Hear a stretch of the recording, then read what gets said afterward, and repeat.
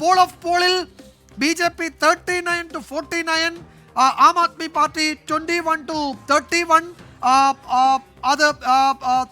അതായത് ഇപ്പോൾ വരുന്നത് ടുഡേയ്സ് ചാണക്യ പറയുന്നത് 39 മുതൽ 44 വരെ സീറ്റുകൾ BJP നേടി അധികാരത്തിൽ വരും.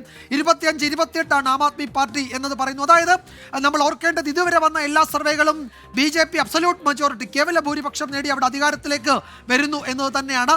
അപ്പോൾ നമ്മൾ ഏതെങ്കിലും ഒരു എക്സിറ്റ് പോളിന് കൂടുതൽ സാധ്യതയുണ്ട്, അല്ലെങ്കിൽ ഏതെങ്കിലും ഒന്ന് നമ്മൾ കുറച്ചുകൂടി ഗൗരവത്തിലെടുക്കണമെന്ന ആ പഴയ ട്രെൻഡ്, നേരത്തെ ആ ട്രെൻഡിലേക്ക് നമുക്ക് ഈ ഘട്ടത്തിൽ പോകാൻ കഴിയില്ല. അങ്ങനെയൊന്നും പറയാൻ പറ്റുന്ന ഒരു സാഹചര്യമല്ല. എക്സിറ്റ് പോളുകളുടെ വിശ്വാസത്തെ ആകെ ചോദ്യം ചെയ്യുന്ന രാഷ്ട്രീയ സാഹചര്യം നമ്മളുടെ മുന്നിലുണ്ട്. കഴിഞ്ഞ ലോക്സഭാ തെരഞ്ഞെടുപ്പ്, അതിന് മുമ്പ് നടന്ന മധ്യപ്രദേശ്, രാജസ്ഥാൻ, ഛത്തീസ്ഗഡ്, പിന്നീട് ഹരിയാന, ഇപ്പോൾ മഹാരാഷ്ട്രയൊക്കെ നോക്കുമ്പോഴും എക്സിറ്റ് പോളുകൾ വലിയ റിസൾട്ടിൽ നിന്ന് വളരെ ദൂരം പാലിച്ചു പോയ ചരിത്രം നമ്മളുടെ മുന്നിലുണ്ട്. ഞാൻ നേരത്തെ പറഞ്ഞതുപോലെ തെരഞ്ഞെടുപ്പ് ദിവസത്തെ ഒരു കൗതുകം എന്ന നിലയിൽ ഇതിനെ കണക്കാക്കിയാൽ BJP ഡൽഹിയിൽ അധികാരത്തിലേക്ക് വരുന്നു എന്നതാണ് എക്സിറ്റ് പോളുകൾ ആകെ പറഞ്ഞിട്ടുള്ളത്. 35 മുതൽ 45 വരെ എന്നതാണ് എക്സിറ്റ് പോളുകളുടെ BJPയുടെ സീറ്റ് നില. ഏതാണ്ട് 28 മുതൽ 37 എന്ന നിലയിലാണ് ആം ആദ്മി പാർട്ടിയുടെ ഫലസൂചനകൾ എക്സിറ്റ് പോൾ പറയുന്നത്. കോൺഗ്രസിന് കാര്യമായ നേട്ടം ഉണ്ടാക്കാൻ കഴിയുന്നില്ല. ഒരുപക്ഷെ ആം ആദ്മി പാർട്ടിയിലേക്ക് പോകേണ്ട ചില വോട്ട് അവിടെ കോൺഗ്രസിൻ്റെ പെട്ടിയിലേക്ക് വരുന്നതിൻ്റെ അഡ്വാൻറ്റേജ് BJPക്ക് അവിടെ ഉണ്ടാകാം. എന്നതിനപ്പുറത്തേക്ക് കോൺഗ്രസിന് കാര്യമായ നേട്ടം അവിടെ ഉണ്ടാക്കാൻ കഴിയുന്നില്ല. ഇതാണ് നമ്മൾ ഇതുവരെ പരിശോധിച്ച കണക്കുകളാകെ വ്യക്തമാക്കുന്നത്. മെട്രിക്സ് ആദ്യം തന്നെ പറഞ്ഞത് 39 മുതൽ 44ലേക്ക് BJPയുടെ സീറ്റ് വരും. ഓർക്കണം, 8 എന്നതിൽ നിന്നാണ് BJP ഈ പറയുന്ന 39-40ലേക്കൊക്കെ അവരുടെ നില ഉയരുന്നത്. അങ്ങനെയാണെങ്കിൽ BJPയെ സംബന്ധിച്ച് വലിയ നേട്ടമാണത്. കാരണം ഡൽഹിയിൽ 70 സീറ്റേ ഉള്ളൂ. പക്ഷേ 70 സീറ്റേ ഉള്ളൂ എങ്കിലും രാജ്യ തലസ്ഥാനം ഉൾപ്പെടുന്ന ഒരു മിഡിൽ ക്ലാസ് മേധാവിത്വമുള്ള, മിഡിൽ ക്ലാസ് ഡോമിനേറ്റഡ് ആയ ഒരു സംസ്ഥാനം. അവിടെ അധികാരത്തിൽ നിന്ന് ഏതാണ്ട് 2.5 പതിറ്റാണ്ടായി, 20-23 വർഷമായി BJP പടിക്ക് പുറത്താണ്.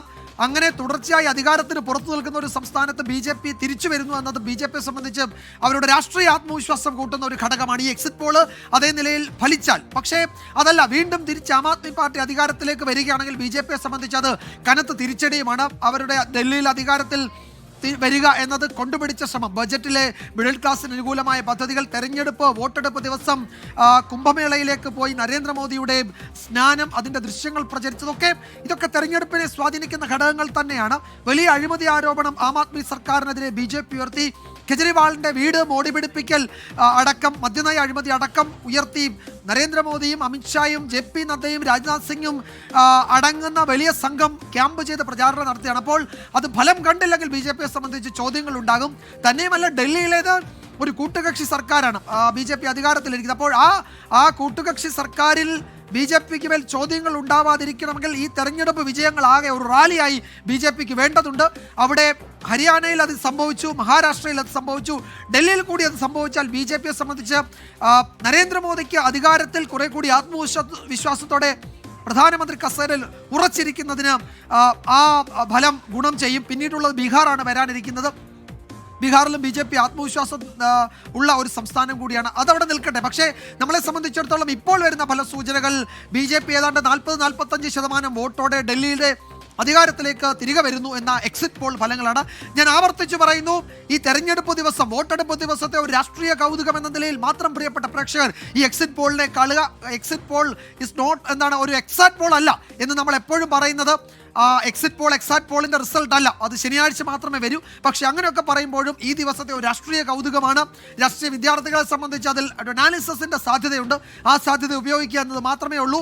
നമ്മൾ ഡൽഹിയിലേക്ക് പോവുകയാണ്. ബൽറാം നെടുങ്ങാടി വിശദാംശങ്ങളുമായി ചേരുന്നു. ബൽറാം, ഇതുവരെ വന്ന എക്സിറ്റ് പോളുകളൊക്കെ BJPയുടെ ഒരു മുന്നേറ്റം, BJP ഡൽഹിയിൽ ഏതാണ്ട് 2-2.5 പതിറ്റാണ്ടിന് ശേഷം അധികാരത്തിലേക്ക് തിരികെ വരുന്നു എന്ന സൂചനയാണല്ലോ നൽകുന്നത്. എന്താണ് ഡൽഹിയുടെ ഒരു പൾസ് ഈ ദിവസങ്ങളിൽ കണ്ടത്, വോട്ടെടുപ്പ് ദിവസം കണ്ടത്? ഇതാ നമ്മൾ ഈ സംസാരിക്കുന്ന വൈകുന്നേരം 6 മണി 6:30ക്ക് ശേഷം കാണുന്നത്. ബൽറാം. വിജയകുമാർ, ഇപ്പോൾ പുറത്തു വന്നിരിക്കുന്നത് 4 എക്സിറ്റ് പോൾ സർവേ ഫലങ്ങളാണ്. ഈ 4 എണ്ണവും BJPക്ക് കൃത്യമായ മുൻതൂക്കം തന്നെ പ്രവചിക്കുന്നു എന്നുള്ളതാണ് വ്യക്തമാക്കുന്നത്. അതിൽ മെട്രിക്സ് ABP ന്യൂസിന്റെ സർവേ BJPക്ക് 40 സീറ്റ് വരെ, 35 മുതൽ 40 സീറ്റ് വരെ, ആം ആദ്മി പാർട്ടിക്ക് 32 മുതൽ 37 സീറ്റ് വരെയും കോൺഗ്രസിന് 0 മുതൽ 1 സീറ്റ് വരെയും എന്നുള്ളതാണ്.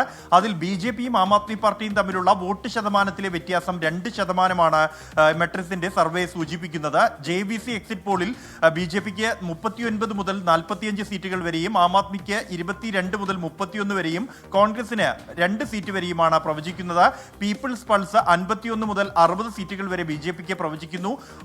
ആം ആദ്മി പാർട്ടിക്ക് ആകട്ടെ 10 മുതൽ 19 സീറ്റുകൾ വരെയാണ് പീപ്പിൾസ് പൾസ് സർവേ പ്രവചിക്കുന്നത്. PMark ആകട്ടെ BJPക്ക് 39 മുതൽ 49 സീറ്റ് വരെ വിജയം ഉറപ്പ് എന്ന നിലയിലാണ് പ്രവചനം. അതേസമയം ആം ആദ്മി പാർട്ടിക്ക് 21 മുതൽ 31 സീറ്റുകൾ വരെയാണ് പ്രവചിക്കുന്നത്.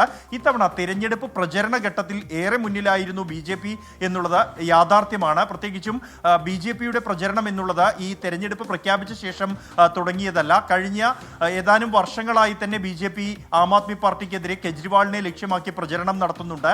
അത് കെജ്രിവാളിന്റെ വീട് മോടി പിടിപ്പിക്കലും കെജ്രിവാൾ മുൻപ് നടത്തിയ പ്രഖ്യാപനങ്ങൾ അത് പാലിക്കുന്നില്ല എന്നതും ഒപ്പം തന്നെ കഴിഞ്ഞ ഡൽഹി MCD തിരഞ്ഞെടുപ്പുമായി ബന്ധപ്പെട്ടുണ്ടായ സംഘർഷം മുതൽ ഇങ്ങോട്ട് കെജ്രിവാളിനെയും കെജ്രിവാൾ സർക്കാരിനെതിരെ ഉയർന്ന അഴിമതിയും പ്രധാന പ്രചരണ വിഷയമാക്കി തെരുവിൽ തന്നെ BJP പ്രവർത്തകർ ഉണ്ട് എന്നുള്ളതാണ്. അതേസമയം കെജ്രിവാളിന്റെ വോട്ട് ബാങ്ക് എന്നുള്ളത് ഡൽഹിയിൽ സ്ത്രീകളാണ്. ആ ഒരു വോട്ട് ബാങ്കിന് കാര്യമായ ഇളക്കം ഇത്തവണയും തട്ടിയിട്ടില്ല എന്ന ആത്മവിശ്വാസം ആം ആദ്മി പാർട്ടിക്ക് ഇപ്പോഴും പ്രകടിപ്പിക്കുന്നു. അതിൽ ആം ആദ്മി പാർട്ടി കഴിഞ്ഞ ദിവസം പോലും മുതിർന്ന നേതാക്കളുമായി സംസാരിക്കുമ്പോൾ അവർ 44-45 സീറ്റ് വരെ തങ്ങൾക്ക് ഉറപ്പാണ് എന്നാണ്. അതിൽ കുറയില്ല, ഒട്ടും കൂടിയാൽ മാത്രമേ ഉള്ളൂ എന്നാണ്.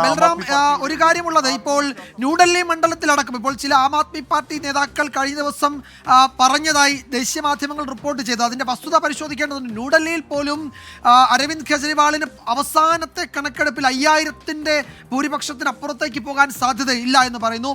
അതിഷി അവിടെ കടുത്ത പോരാട്ടം നേരിടുകയാണ് എന്ന് പറയുന്നു. അപ്പോൾ എന്താണ് ആം ആദ്മി പാർട്ടിയുടെ തലമുതിർന്ന നേതാക്കൾ എന്ന് നമുക്ക് പറയാവുന്ന, ഈ ഘട്ടത്തിൽ പറയാവുന്ന പ്രധാനപ്പെട്ട നേതാക്കളൊക്കെ കടുത്ത മത്സരം അവരവരുടെ മണ്ഡലങ്ങളിൽ നേരിടുന്നു എന്നത് തന്നെ ആം ആദ്മി പാർട്ടി BJP ഇഞ്ചോടിഞ്ച് പോരാട്ടം നടക്കുന്നതിൻ്റെ സൂചനയായി അന്ന് തന്നെ വിലയിരുത്തപ്പെട്ടിരുന്നു. അതുതന്നെയാണോ ഈ എക്സിറ്റ് പോളിൽ പ്രതിഫലിക്കുന്നത് നമുക്കറിയില്ല. പക്ഷേ അത്തരം രാഷ്ട്രീയ യാഥാർത്ഥ്യം ഡൽഹിയിൽ പല മണ്ഡലങ്ങളിലും ഉണ്ടായിരുന്നു എന്നതൊരു വസ്തുതയാണല്ലേ പ്രചാരണ ഘട്ടത്തിൽ?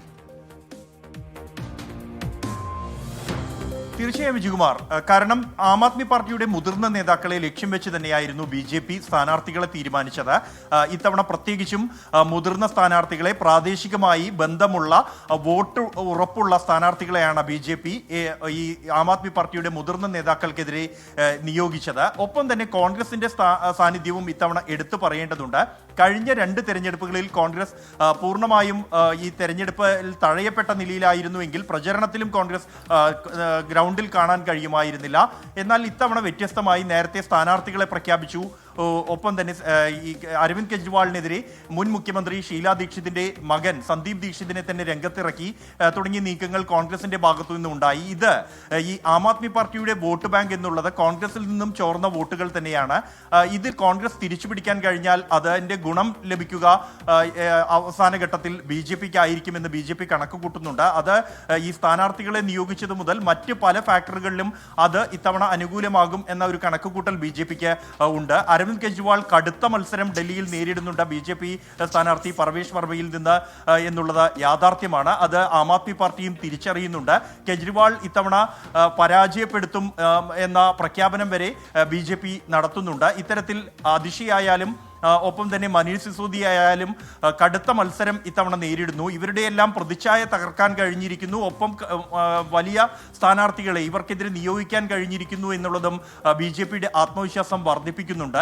ഒപ്പം തന്നെ മറ്റൊരു സാഹചര്യം എന്നുള്ളത് 2020 നിന്നും വ്യത്യസ്തമായി ഇത്തവണ പ്രചരണ രംഗത്ത് നമുക്ക് കാണാൻ കഴിഞ്ഞത് 2020 ആയിരുന്നു ഡൽഹിയെ സംബന്ധിച്ചിടത്തോളം ഏറ്റവും കടുത്ത തോതിൽ വർഗീയ ധ്രുവീകരണ പ്രചരണ രംഗത്ത് കണ്ട ഒരു തിരഞ്ഞെടുപ്പ് എന്നുള്ളത്. അത് അതിൽ കെജ്രിവാളും സമാനമായ തന്ത്രം തന്നെ BJPയുടെ പ്രചരണത്തിനെതിരെ കഴിഞ്ഞ തവണ പുറത്തെടുത്തിരുന്നു. ഒപ്പം തന്നെ CAA-യുമായി ബന്ധപ്പെട്ടുള്ള സമരങ്ങൾ ഡൽഹിയിൽ അരങ്ങേറുന്ന ഘട്ടത്തിലായിരുന്നു ആ തെരഞ്ഞെടുപ്പ്.